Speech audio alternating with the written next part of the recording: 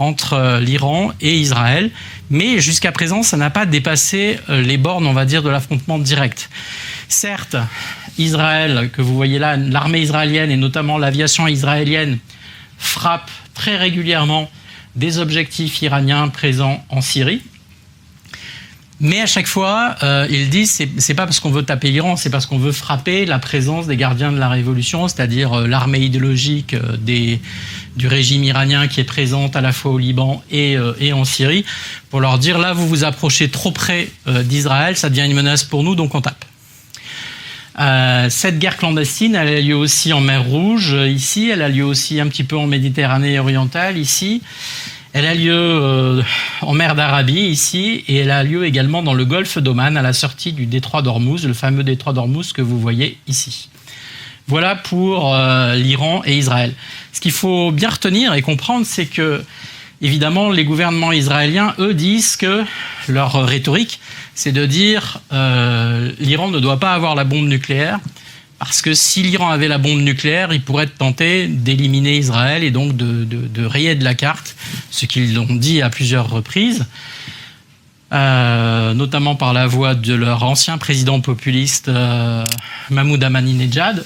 Et donc, dans cette logique-là, Israël ne peut pas tolérer que l'Iran ait la bombe nucléaire. Donc, on va empêcher l'Iran d'avoir la bombe nucléaire. Et donc, évidemment, tant que leur rhétorique à eux, c'est pas le dossier palestinien, c'est le dossier nucléaire. C'est-à-dire que tant que l'Iran ne renonce pas à son programme nucléaire, eh bien, nous serons en friction, nous serons en tension avec lui. Aujourd'hui, on en est là.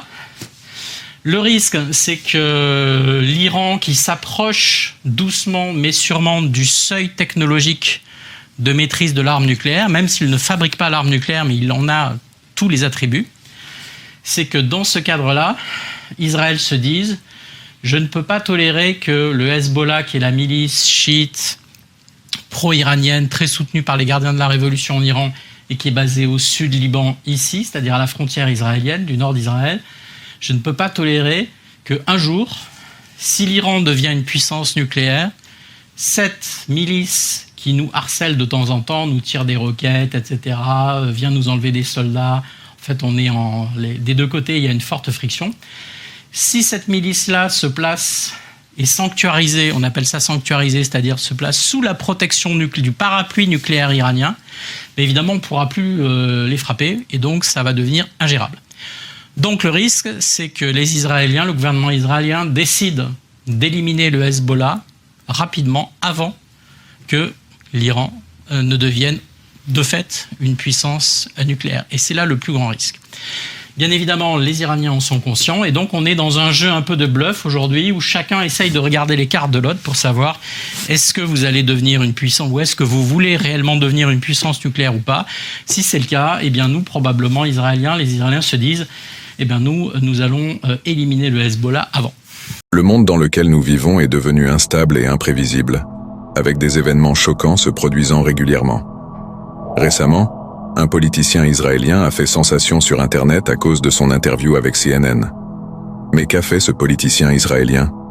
Vous serez étonné et stupéfait d'apprendre ce qu'il a fait. Lors de son apparition à la télévision, il a cité un verset du Coran. Oui, vous avez bien entendu, et cela sans même s'en rendre compte. Le politicien israélien en question n'est autre que le président d'Israël, Isaac Herzog.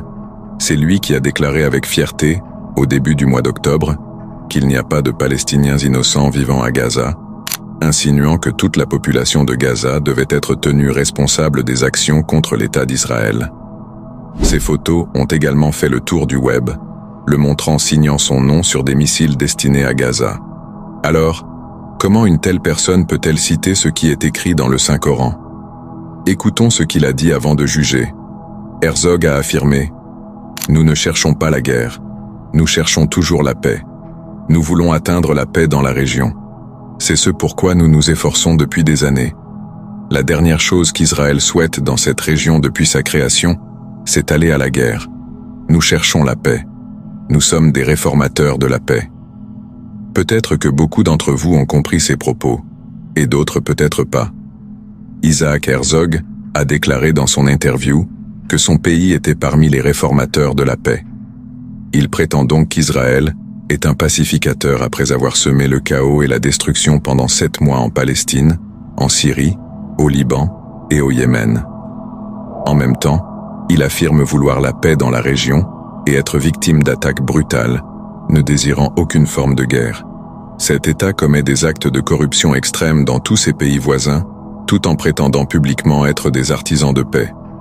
Voyons maintenant ce qui est écrit dans le Saint-Coran. Et quand on leur dit « Ne semez pas la corruption sur la terre », ils disent « Au contraire, nous ne sommes que des réformateurs ». Certes, ce sont eux les véritables corrupteurs, mais ils ne s'en rendent pas compte. Allah le Tout-Puissant nous a prévenus des milliers d'années à l'avance.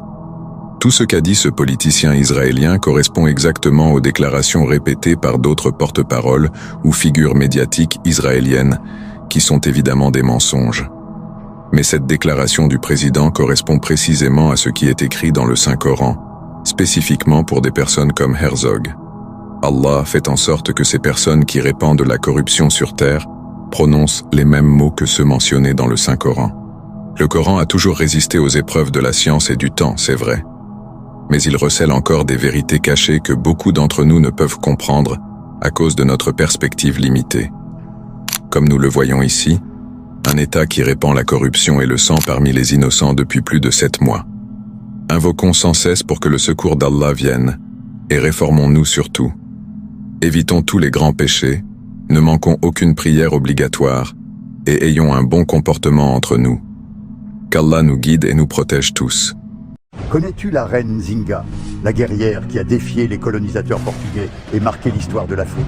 Nzinga d'Angola, née en 1583, est l'une des figures les plus emblématiques de la résistance africaine contre la colonisation. Fille du roi du Ndongo, elle a hérité d'un royaume en proie aux invasions portugaises. Lorsque son frère a été incapable de défendre le royaume, Nzinga a pris les rênes et est devenue une redoutable stratège. En 1624, elle se proclame reine et mène une série de campagnes militaires audacieuses contre les Portugais. Connue pour son intelligence politique, elle forge des alliances, même avec les anciens ennemis, et adopte des tactiques de guérilla qui mettent à mal les forces coloniales. Nzinga négocie également des traités, utilisant la diplomatie autant que la guerre pour protéger son peuple. Sa légende perdure, symbolisant la résistance, la bravoure et l'ingéniosité face à l'oppression. Nzinga d'Angola reste une source d'inspiration pour des générations entières. Abonne-toi pour découvrir l'Afrique comme jamais auparavant.